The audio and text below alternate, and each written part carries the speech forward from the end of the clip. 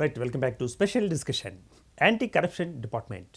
మరి anti corruption అనగానే మనకి ఏసీబీ అనగానే మరి కొన్ని అవినీతికి సంబంధించిన మరి యొక్క సంఘటనలు, వాటిలో అధికారులు మరి స్పందించిన తీరు, వ్యవహరించిన తీరు, ఆ కేసును డీల్ చేసిన తీరు ఎలా ఉంటుంది, మరి ఎలా ఆ యొక్క కేసులను డీల్ చేసిన వ్యక్తుల యొక్క మనోగతాలు ఉంటాయి, మరి ఆ యొక్క కేసులను డీల్ చేసేటప్పుడు ముఖ్యంగా మరి ఏసీబీ అధికారులు ఎలా ఫీల్ అయ్యి ఉంటారు, ఒకవేళ ఎలా ఫీల్ అవుతూ ఉంటారు, మరి ఎలా ఫీల్ అయ్యి అంటే గతంలో ఇలా చేసి ఉండాను కదా, సో దీనికి సంబంధించి ఫలితం ఇలా ఉంటే బాగుంటుంది కదా అనుకున్న కోణం ఒకవేళ ఏమన్నా మరి రివర్స్గా మారిందా, మరి విధి నిర్వహణలో ప్రభుత్వ ఉద్యోగంలో మరి ప్రతి ఒక్క ఉద్యోగి కూడా ఎదుర్కొన్న సవాళ్ళు ఎలా ఉంటాయి అన్న అంశాన్ని ఇప్పుడు మనం ఆవిష్కరించబోతున్నాం. మరి ఉద్యోగ ప్రస్థానంలో ఎదుర్కొన్న సవాళ్ళు ఈ యొక్క కార్యక్రమంలో మనకి ఈరోజు అతిథిగా వచ్చారు వి జయసూర్య గారు. వీరు retired principal, district and sessions judge. ముందుగా వారిని ఇన్వైట్ చేద్దాం. జయసూర్య గారు నమస్తే, వెల్కమ్ టు ద షో. నమస్కారం. ముఖ్యంగా మరి మా యొక్క ప్రేక్షకులకు జయసూర్య గారి గురించి, వారి యొక్క ప్రస్థానం గురించి మరి వివరించే ముందు వారి యొక్క బాల్య దశ, విద్యా వ్యవస్థ, మరి మీ యొక్క గ్రామం ఎలా ఉండేది ఒకసారి మనం పరిచయం చేద్దాం. మాది ఒక కుగ్రామం అండి, గుమ్మలూరు గ్రామం, పోడూరు మండలం, west Godavari district. Okay. So మా తల్లిదండ్రులు ఇద్దరు కూడా చేసేవారు. అయితే నా చిన్నతనంలోనే నా తండ్రి చనిపోయాడు. అయితే మా నాన్నగారికి ముగ్గురు తమ్ముళ్ళు ఉన్నారు, అందులో ఒక ఆయన అడ్వకేట్. ఓకే. ఆయన నన్ను తీసుకుని బ్రాటప్ తీసుకొచ్చారు ఆయన. అంటే ఆయన నర్సాపూర్ వెస్ట్ గోదావరిలో అడ్వకేట్ ప్రాక్టీస్ చేస్తున్నప్పుడు ఆయన అక్కడ నన్ను తీసుకెళ్ళి అక్కడ మిషన్ హై స్కూల్ అని, missionary school, very famous institution. ఆ స్కూల్లో నేను అక్కడ చదవడం, అక్కడే మళ్ళీ నేను ఇంటర్మీడియట్, 10th క్లాస్ తర్వాత ఇంటర్మీడియట్, డిగ్రీ తర్వాత చదివి ఈ ఆంధ్ర యూనివర్సిటీ లా చేశాను నేను. లా చేసిన తర్వాత ప్రాక్టీస్ చేసుకుని 4 సంవత్సరాలు చేసిన తర్వాత త్రూ సర్వీస్ కమిషన్ జ్యుడిషియల్ ఆఫీసర్గా సెలెక్ట్ అయ్యాను. In the year 1987 I was appointed as junior civil judge. చేసిన తర్వాత అంచెలంచెలుగా నేను అంటే సబ్ జడ్జిగా కూడా పనిచేసిన తర్వాత సుమారు 14.5 సంవత్సరాలు డిస్ట్రిక్ట్ అండ్ సెషన్ జడ్జిగా పనిచేశాను. Okay sir, very first appointment తీసుకున్న తర్వాత మరి జడ్జిగా అన్నారు కదండి. సో మరి ఒక జడ్జిగా ఉద్యోగం వచ్చిన తర్వాత, జడ్జి అన్నారండి అది? అవును, జడ్జి. ఎస్. సో జడ్జిగా ఒక పదవి వచ్చిన తర్వాత, ఒక అధికారం వచ్చిన తర్వాత సామాన్యుని కాదు, నేను ఇప్పుడు ఇక్కడ ఏం చెబితే అదే తీర్పుగా మారుతుంది అన్న కోణం మీకు ఏమైనా అనిపించిందా? అట్లా కాదండి. ఇప్పుడు జడ్జిగా బాధ్యతలు వేరు, అడ్వకేట్గా ఉన్నటువంటి పరిస్థితి వేరు. ఓకే. జడ్జిగా వచ్చిన తర్వాత కొంతకాలం, అంటే సుమారు ఒక 6 నెలల వరకు నేను మానసికంగాను, తర్వాత ఒక విధమైన టెన్షన్తో నేను ఫీల్ అయ్యాను. ఎందుకనంటే అడ్వకేట్గా మాట్లాడింది వేరు, జడ్జిగా అండర్స్టాండ్ చేసుకుని దాన్ని విశ్లేషించి జడ్జిమెంట్ చెప్పడం అన్నది వేరు. ఓకే. అది విశ్లేషించడం అంటే అనలిటికల్ థింకింగ్ అన్నది it is quite necessary for every judicial officer. Unless you have that kind of experience as an officer, it is not possible to render justice to the human beings. కాబట్టి నేను కొంచెం కష్టపడిన తర్వాత నేను అక్కడ మొట్టమొదటి posting నాకు కోదాడు ఇచ్చారు. కోదాడు నాకు 10 months చేసిన తర్వాత I was shifted to city and posted here as a rent controller. చేసిన తర్వాత ఇక్కడికి వచ్చిన తర్వాత ఒత్తిడి, అంటే పని ఒత్తిడి, న్యాచురల్గా కాస్మోపాలిటన్ సిటీ కాబట్టి నెంబర్ ఆఫ్ కేసెస్ ఉండడం, దానికి ఒత్తిడి గురి, దాని మీద నేను ఎక్కువ కాన్సన్ట్రేట్ చేసి హార్డ్ వర్క్ చేశాను. హార్డ్ వర్క్ చేయడం వల్ల నేను అంటే ఆ వయసులోనే ఒక పవర్ లాంటిది నేను సంపాదించుకుని నేను జడ్జిమెంట్లు రాయడప్పుడు జరిగింది నాకు. ఈ ప్రాసెస్లో I got early promotions as a sub judge and additional district judge and principal district judge. Okay, right sir. మరి ఇప్పుడు ముందుగా principal, special judge, anti corruption cases హైదరాబాద్లో మరి మీరు పోస్టింగ్ తీసుకున్నప్పుడు, సో ముందుగా అక్కడి నుంచి మనం ప్రారంభిద్దాం. సో ఎటువంటి మీరు డ్యూటీ అక్కడ నిర్వర్తించారు, ఎలా చేశారు, మీ యొక్క ఫీలింగ్స్ ఎలా ఉన్నాయి, అనుభవాలు ముఖ్యం? నేను దానికంటే ముందు principal special judge for anti corruption కంటే ఈ సిటీకి ఇండస్ట్రియల్ ట్రిబ్యునల్ 1 చైర్మన్గా ఇక్కడ నన్ను అపాయింట్ చేశారు. ఇండస్ట్రియల్ ట్రిబ్యునల్ 1 అంటే అది ఎంటైర్ స్టేట్ జ్యూరిస్డిక్షన్, కార్మికుల చట్టాలు ఓకే. దాని మీద. సో ఇక్కడ నేను 1 year పనిచేస్తుండగా సడన్గా నన్ను తీసుకొచ్చి principal special judge for anti corruption వేశారు. ఆ కోర్టు వేసేటప్పుడు కొంచెం నేను జర్క్ అయ్యాను నేను, ఎందుకంటే వెరీ కాంప్లికేటెడ్ కోర్ట్. అంటే complicated means it is not so easy to dispose of the anti corruption cases, because it takes time more to complete the process of recording evidence and marking of document and reading of the all material placed before the judge. నాకు ఈ court వేసారింటా అని చెప్పేసి కొంచెం delay చేశాను report చేయడంలో. ఒక 20 days 25 days అందరూ నా కొలీగ్ కొంతమందికి వస్తే వాళ్ళు ముందు వెళ్ళి జాయిన్ అయిపోయారు. నేను కొంచెం డిలే 20 days తర్వాత నేను జాయిన్ అయ్యాను. I was not so happy. Why? Because అక్కడికి వచ్చేవాళ్ళు ఎవరు, ఎలా ఉంటారు, ఎందుకు ఉంటారు అన్న విషయం నాకు తెలుసు. అక్కడికి వచ్చేదంతా అఫీషియల్స్ వస్తారు. అఫీషియల్స్ ముద్దాయిల కింద, అంటే లంచాలు తీసుకున్న వాళ్ళు, డిస్ప్రపోర్షనేట్గా ఆస్తులు కలిగినటువంటి వాళ్ళు, ఇటువంటి వాళ్ళు అంటే అన్ని కులాల నుంచి ఉంటారండి. అంటే అన్ని వర్గాల నుంచి ఉంటారు. ఎక్కువ వాళ్ళు రావడం, ఆ కోర్టులో ధ్యానంగా నిలబడడం, ఒక మనిషిగా నాకు ఒక జడ్జిగా కాకుండా ఒక మనిషిగా మొట్టమొదటిగా మన మనుషులు, తర్వాత జడ్జి. ఆ మనిషిగా చూస్తున్నప్పుడు బాధ అనిపిస్తుంది. జడ్జి గారు అంటే ఇప్పుడు ఒక చూపు ఉంటుంది, అంటే సాధారణ వ్యక్తులను చూసే చూపు ఒకలా ఉంటుంది, అదే అపరాధం చేసిన వ్యక్తులను చూపు ఒకలా ఉంటుంది. అంటే ఇప్పుడు జడ్జిగా చూస్తున్నారు కాబట్టి రెండో కోణం మీరు అప్లై చేసి ఉండొచ్చు.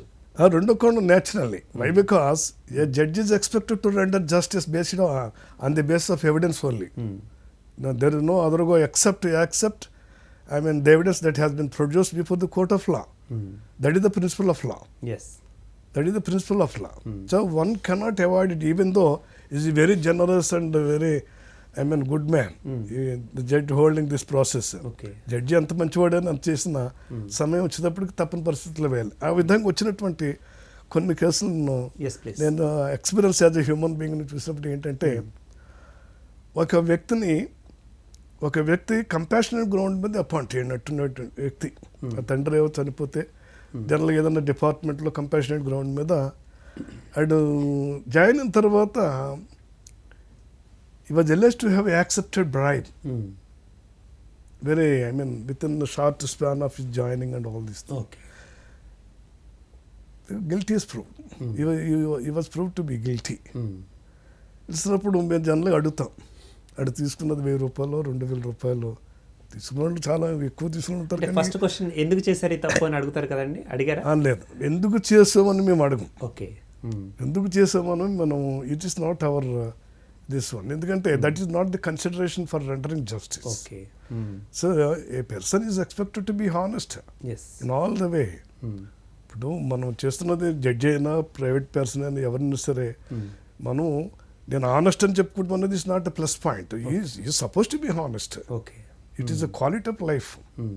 కాబట్టి ఆ ప్రాసెస్లో అతను చూసాను, నేను చూసి జాలి వేసింది. తీసుకున్నది 1000 రూపీస్, వెరీ మీగర్ అమౌంట్. తీసుకున్నప్పుడు మరి నీ మీద నేరం నిరూపణ అయింది, ఏం చెప్పుకుంటావు అంటే ఏడ్చాడు, బోర్ని ఏడ్చాడు. Of course I took lenient view తీసుకుని, కన్విక్షన్ తప్పదండి. కన్విక్షన్ అటువంటి విషయంలో కొంచెం మానసికంగా బాధపడడానికి అవకాశాలు, జడ్జిగా మేము మనుషులు కాబట్టి ఫీల్ అయిన సంఘటనలు ఉన్నాయి. ఇంకొక విషయం ఏంటంటే, ఒక వ్యక్తికి రేపు జడ్జిమెంట్ చెప్పడానికి నేను ప్రిపేర్ అయ్యాను, జడ్జిమెంట్ అని ఇచ్చేసాను. ఆ వెరీ నెక్స్ట్ డే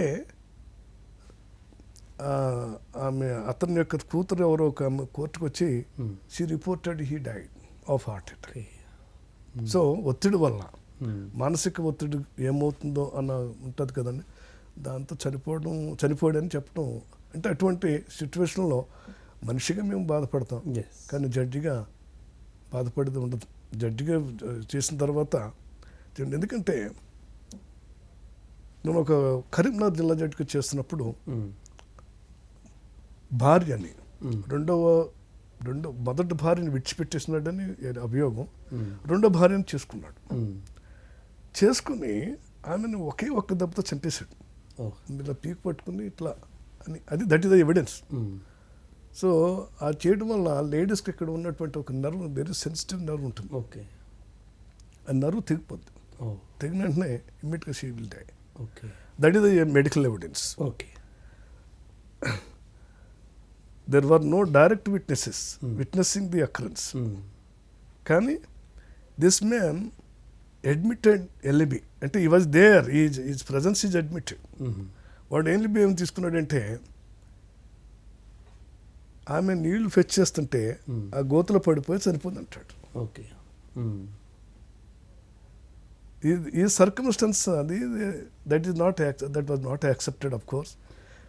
వాడు పూరే, వాడు వెరీ వెరీ పూర్. మీకు ఐడియా ఉంటుంది తెలంగాణ పీపుల్ చాలా వరకు ట్రైబల్ పీపుల్ కానీ ఎవరైనా కానీ పూర్ పీపుల్. సో అక్కడ నేను జాలి చూపించలేదు. అతను నమ్ముకుని సో చట్టం ముందు అంటే న్యాయం చెప్పేటప్పుడు పేద నిరుపేద ఇటువంటి అంటే డిస్క్రిషనరీ పవర్స్ కొన్ని జడ్జికి ఉంటుంది. ఎందుకంటే ఈ కన్సిడరేషన్ కోసమే. ఓకే. ఇప్పుడు వాళ్ళ యొక్క స్థితిగతులు చూస్తాం, వాళ్ళ పరిస్థితి చూస్తాం, అన్నీ చూసి అది జడ్జికి ఈ డిస్క్రిషనరీ పవర్స్ ఇస్తారు. అంటే కొన్నిట్లో డిస్క్రిప్షన్ ఉందనుకోండి, కానీ కొన్ని కేసెస్లో మాత్రం ఉంటుంది. అయితే యాజ్ అ సెషన్ జడ్జికి మేము చేసే కేసులన్నీ కూడా ఓన్లీ సెషన్స్ కేసెస్, అంటే either death or life sentence. Okay. అటువంటి వ్యూ ఏం తీసుకుంటామంటే డెత్ అయితే కంపల్సరీగా మానిటరీ బెనిఫిట్ ఏదైనా మర్డర్ చేస్తే వాడికి డెత్ ఇస్తారు. అదర్ దాన్ దిస్ అయితే లైఫ్ ఇంప్రెస్మెంట్. కాబట్టి మానసిక ఒత్తిడికి గురవుతూనే శక్తివంతమైనటువంటి హృదయంతో మేము కన్విక్షన్ ఇస్తాం. సార్ ఇప్పటి వరకు సారీ ఫర్ ఇంటరప్షన్ సార్, ఇప్పటి వరకు ఎన్ని కేసులు డీల్ చేస్తుంటారు ఇప్పటి వరకు? ఐడియా లేదండి, చాలా కేసులు చేస్తాం. అంటే అవన్నీ అంటే ఇంప్రెషన్మెంట్స్ ఐ మీన్ లైఫ్ అవన్నీ అనుకోవచ్చు అంటారు అట్లాగే? లేపు నేను ఈవెన్ నెల్లూరులో కూడా చేసినప్పుడు కూడా లైఫ్ కొన్ని కేసులు లైఫ్ ఇచ్చాను. కరీంనగర్లో చేసినప్పుడు ఇచ్చాను. డెత్ సెంటెన్స్ ఇవ్వలేదండి. డెత్ సెంటెన్స్ ఇవ్వలేదు. లైఫ్ ఎక్కువ లైఫే, there is no other go except give. But కొన్ని కేసులు అయితే 304 పార్ట్ బి కింద పార్ట్ కేసుల్లో అంటే వాళ్ళు మర్డర్ కేసు అని పెడతారు. పిట్ ఆఫ్ హ్యాంగర్లో వాడు ఏదన్నా యాక్సిడెంటల్గా జరుగుతూ ఉంటాయండి. ఇప్పుడు సపోజ్ ఇద్దరు దెబ్బలాడుకుంటున్నారు, అడిగి have no intention to kill him, but ఏదో కొట్టడం తగలని చోట దెబ్బ తగిలితే చనిపోవడం, అది మర్డర్ కింద రాదు. అదే పోలీసులు జనరల్గా ఏంటంటే చనిపోడు కాబట్టి 302 కింద పెట్టేస్తారు. ఇన్ని ఫిట్ ఆఫ్ ఎమోషన్ కొన్ని జరుగుతాయి. అది ఇంటెన్షన్ కానీ క్రిమినల్ ఇంటెన్షన్ కానీ మోటివ్ కానీ ఇటువంటి ఏమి ఉండవు. ఇవి లేనప్పుడు అది మర్డర్ కింద రాదు. అంటే ఇప్పుడు అటువంటి కేసులో ఇప్పుడు మీరు చెప్తున్న పాయింట్ని ఎలా క్యారీడ్ అవుట్ చేస్తారు? అది evidence. Okay. Evidence entire case I mean depends on the only material evidence placed by the prosecution. The prosecution has to place that kind of, but we will examine meticulously. We examine the evidence adduced, including the cross examination done to the witnesses. Chesin tarvata we will come to the right conclusion. So based on that we award punishment. అట్లాగే ఈ anti corruption కేసెస్లో నేను చూసింది ఏంటంటే greedy, మనిషిలో ఉన్నటువంటి greedy, స్వార్థం. నేను యాంటీ కరప్షన్ కేసెస్ చేస్తున్నప్పుడు అంటే ఆ జడ్జిగా తీసుకున్నప్పుడు ఈ ప్రాపర్టీ రిసీవ్ చేసుకుంటాం. So property means cash seize from the కల్పరేట్ by the police, jewellers and నా లైఫ్లో ఎప్పుడు చూడలేదు అటువంటి డైమండ్స్ ఉన్నటువంటి గోల్డ్. ఇదంతా వీళ్ళంతా సంపాదించేసుకుని వాళ్ళంతా అక్యుములేట్ చేసుకుంటారు డిస్ప్రపోర్షనేట్గా ఎంప్లాయీస్. అంటే ఇప్పుడు ఎక్కువగా నేను చూసినటువంటి కేసులు ఏంటంటే ఇంజనీర్స్, ఎగ్జిక్యూటివ్ ఇంజనీర్స్ వీళ్ళ మీద, అలాగే ఎస్ఐలు, పోలీసు కూడా అందరూ వస్తారండి. వీళ్ళందరి మీద ఈవెన్ చీఫ్ ఇంజనీర్స్ మీద కూడా కేసులు ఉండడం చూశాను. వాళ్ళు వచ్చి ముద్దాయిలుగా నిలబడడం, ఇంటిగ్రిటీ లేకుండా ఉండడం అన్నది ఏంటి ఇట్లా గిరేటప్పుడు వాళ్ళు లాకర్లో పెట్టేసుకుంటారు. లాకర్లో పెట్టుకుని ఇవన్నీ వీళ్ళు సీజ్ చేస్తూ ఉంటారు పోలీసులు. దానికి ఎలాగ దీన్ని చేయాలి అన్నది is not our subject. Okay. It is the subject only anti corruption bureau. Anti corruption వాళ్ళు it has its own mechanism to deal with the situation like this. But as a judge, I have to, take up the trial of the matter and record evidence and see. And if there is evidence, we will convict. If there is no evidence, you won't convict. And, so like this one. Right, so sir, ఒత్తిడి చాలా- so for as ఒత్తిడి is concern, మీరు అన్నారు కదా, Yes, ఒత్తిడి pressures. ఉండవు మాకు. As a జడ్జిగా నాకు అటువంటి ఒత్తిళ్ళు ఎప్పుడు రాలేదు. ఎందుకనంటే జడ్జి గారి దాకా వచ్చింది అంటే ఇంకా ఎవరికి ఒత్తిడిలో ప్రభావం ఉండదంటారు. రాదు. ఎస్. వచ్చిందంటే అంటే మరిది నా వరకైతే చెప్పగలుగుతాను. నా వరకైతే నో ప్రెజర్స్, అటువంటి సాహసం ఎవరు చేయలేదు, అటువంటి అవకాశం మేము ఎవరికి ఇవ్వలేదు కూడా. ఇక్కడ నేను జడ్జిగా చేసినప్పుడు I get good name only. నాకు ఇప్పుడు ఇటువంటి ఒకరి వల్ల మాట పడేటువంటి స్థితి నాకు ఇప్పుడు కలగలేదు. Right sir. జయసూర్య గారు, మరి ఇప్పుడు ఒక కేసులో మరి 1000 రూపాయలు బ్రైబ్ తీసుకున్నారు అని ఒక కేసు మీ దగ్గరికి వచ్చినప్పుడు, జడ్జిమెంట్ దగ్గరికి వచ్చినప్పుడు, అట్లా కోట్లాది రూపాయలు వజ్రాలు కానీ లేకపోతే రకరకాలు కానీ సంపాదించుకున్న వాళ్ళు, సో వీరిని మరి ఎలా చూసారు మీరు? ఎస్, దానికి ఉందండి. ఇప్పుడు గ్రావిటీ ఆఫ్ ది సిచ్యువేషన్.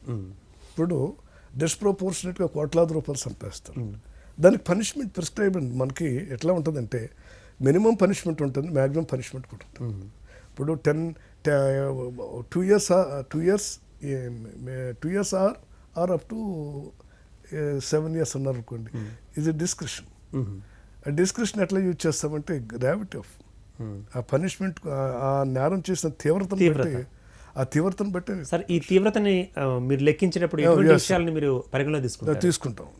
ఎలాగంటే అంటే ఇన్ జనరల్ పబ్లిక్ కొంచెం కూడా ఇంట్రెస్ట్గా ఉంటుంది ఈ విషయం కూడా తెలుసుకోవడానికి. ఇప్పుడు 500 రూపాయలు తీసుకున్న వాడికి కొన్ని కోట్లాది రూపాయలు తీసుకున్న వాడికి తేడా ఉంటుంది. ఇప్పుడు 5 రూపాయలు ఇప్పుడు ఒకసారి ఏంటంటే ప్రలోభ చేస్తారు. ఇప్పుడు న్యాచురల్గా అవతల లంచం తీసుకున్నాడంటే ప్రలోభ చేస్తేనే తీసుకుంటాడు. కొంతమంది హ్యాబిట్యూటెడ్గా తీసుకునే వాళ్ళు ఉంటారు. హ్యాబిట్యూటెడ్ డిమాండ్ చేస్తాడు. మీరు చాలా కేసులు చూసారు కదా, రెవెన్యూ డిపార్ట్మెంట్లో హ్యాబిట్యూటెడ్గా రైట్ నాకు 30 లక్షలు 30,000 ఇస్తేనే కానీ నీకు పాస్బుక్ ఇవ్వని అంటాడు, లేకపోతే ఇంకోటి ఇస్తేనే కానీ ఇవ్వని అంటారు. మీకు అర్థమైందా? అట్లాగా ఆ conduct of the accused we will see whether అంటే వాడు it's nothing but anti social element to the society. ఆ విధంగా తీసుకుని మేము పారామీటర్స్ ఆర్ దేర్.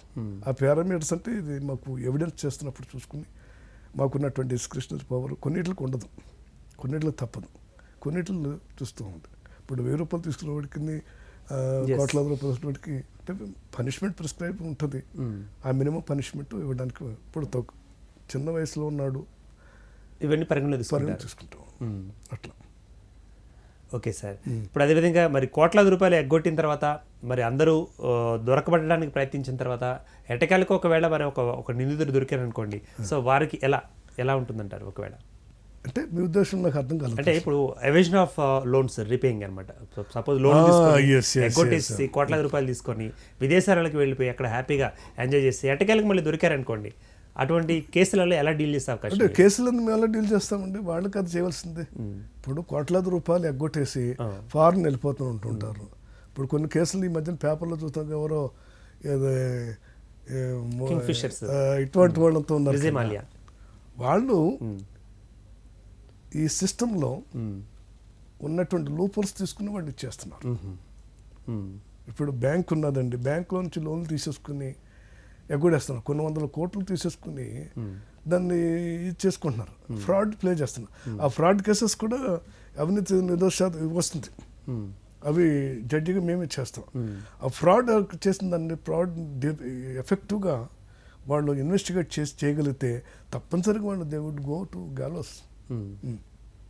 అలా తప్పనిసరిగా వాళ్ళకి కన్విక్షన్ పడుతుంది. Very severe punishment is prescribed for them చేస్తారండి. అప్పుడు కొంతమంది ఫారెన్ వెళ్ళిపోతున్నారు అంటున్నారు. ఫారెన్ మనకు ఉన్నటువంటి లాస్ ప్రకారంగా we can get them back. Okay, we can get them back to see that man take trial for his offences చేస్తారు. కానీ it is for the only these people, government.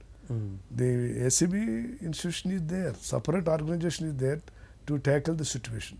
It has its own mechanism to apprehend those persons as trying to escape from our country. This one. రైట్. జయసూర్య గారు, ఇప్పుడు అదేవిధంగా మరి క్రింది స్థాయిలో అన్నీ అయిపోయిన తర్వాత ఫైనల్గా మీ దగ్గరికి వస్తుంది. ఇక్కడ నుంచి ఇక్కడి కన్విక్షన్ ఎలా ఉండాలన్నది మీరు డిసైడ్ చేస్తారు.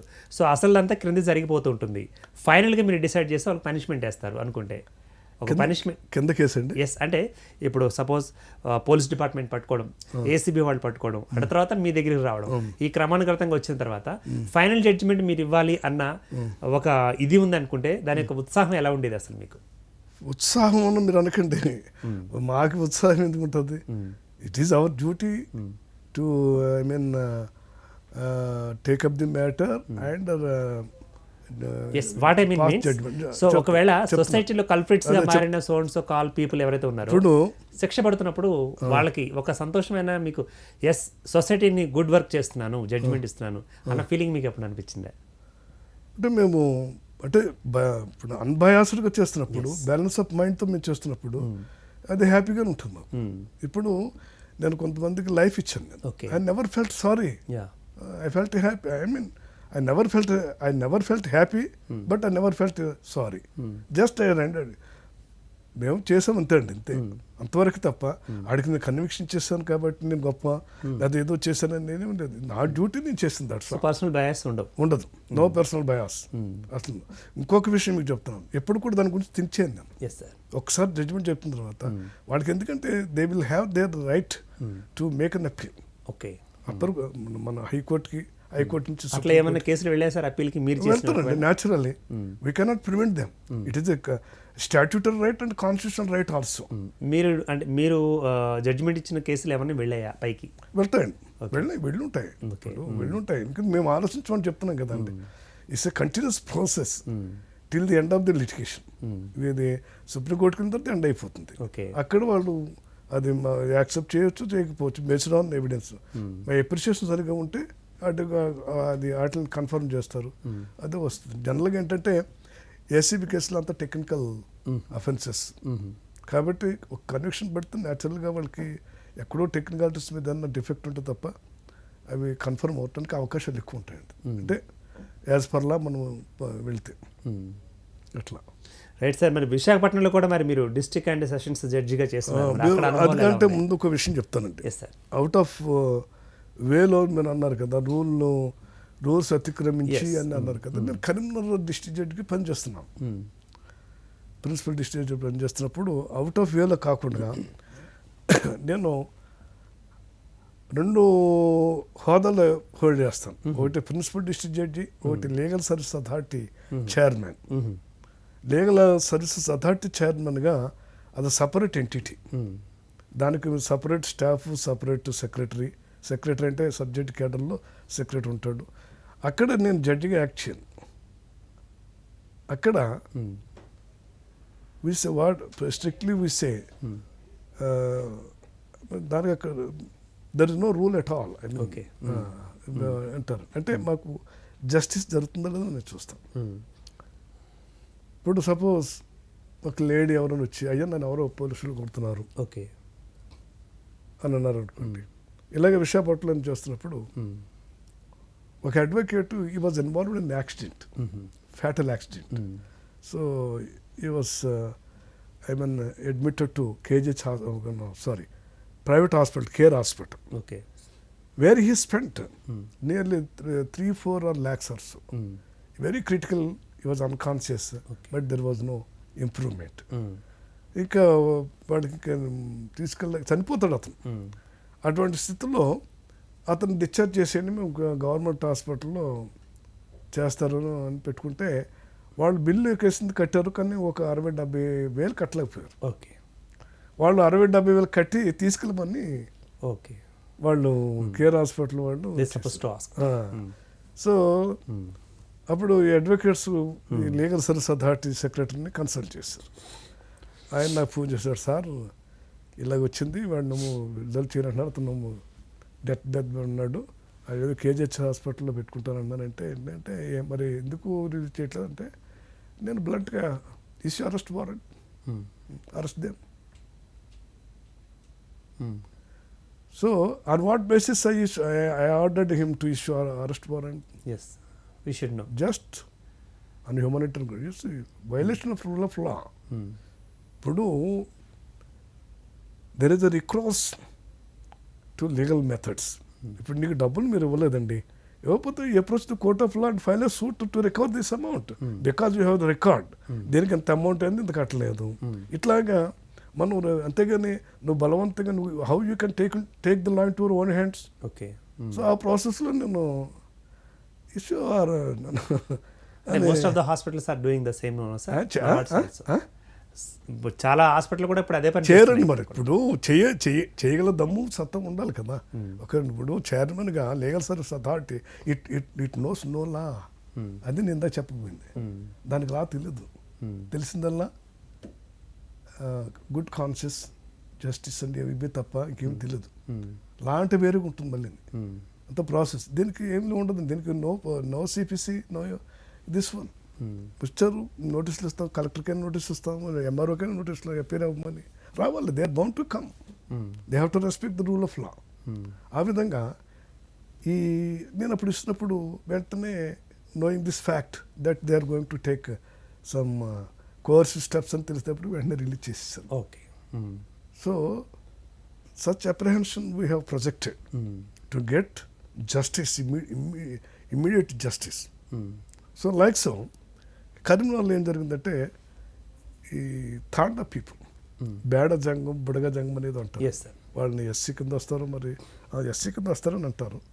ఎస్సీ ఎస్టీ కింద అదేవిధంగా ఎస్సీ కింద 2 రాష్ట్రాలు 2 రకాలు ఉన్నాయి. ఒక 200 మంది వచ్చేసారండి. పిల్లలు పెద్దోళ్ళు ఆడవాళ్ళంతా వచ్చేసి అంటే ఇంక having vexed with the attitude of the revenue people వచ్చేసారు.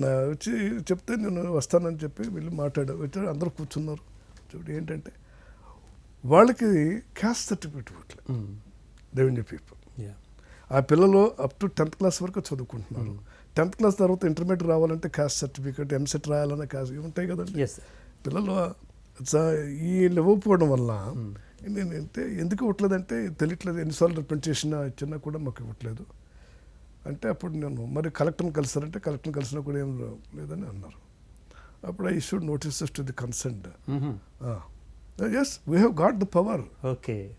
I issued notices to the collector, joint collector, RDO and MRO. Actually ఇప్పుడు మీరు చెప్పిన ఈ డిస్క్రిషనరీ పవర్ గురించి తెలియక చాలా మంది ఎవరిని కలవాలో తెలియక ఎంతో మంది బయట ఉన్నారు. అందుకే లీగల్ సర్వీస్ అథారిటీ వచ్చిందండి. ఓకే. ఇప్పుడు కోర్టు నుంచి అంటే ప్రాసెస్ ఉంటుంది, due process. We have to follow the rule of law.